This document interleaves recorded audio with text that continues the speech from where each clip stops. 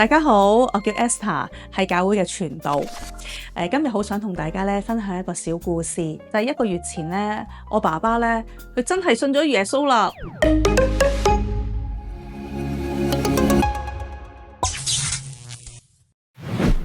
我爸爸咧係一個好硬心嘅人啊，好難去信耶穌，因為食標靶藥啦，以致咧影響傷口嘅愈合，身體真係有一個小傷口，然後發炎潰爛，係愈合唔到啊，不停咁樣去洗傷口，都有7、8個月嘅日子。我裏邊好想我爸爸去信主啊，因為最初我爸爸仲去諗住學多啲先啦，但我同爸爸講，爸爸，我哋要接咗耶穌，耶穌先至教到我哋明白真理，明白佢嘅話語。爸爸欣然接受，並且咧願意去決志去信耶穌，跟住不住咁為我爸爸去禱告啦。隨後咧，我帶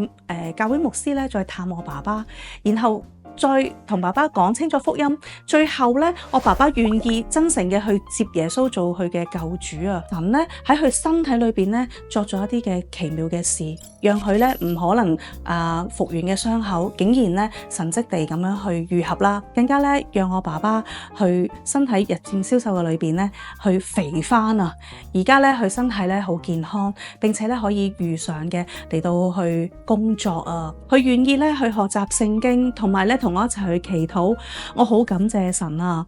有一節嘅聖經經文咧喺馬太福音7章2節下咁講啊，佢話咧，你用什麼量器量給人，必用什麼量器量給你們啊！神咧佢係真嘅，當我哋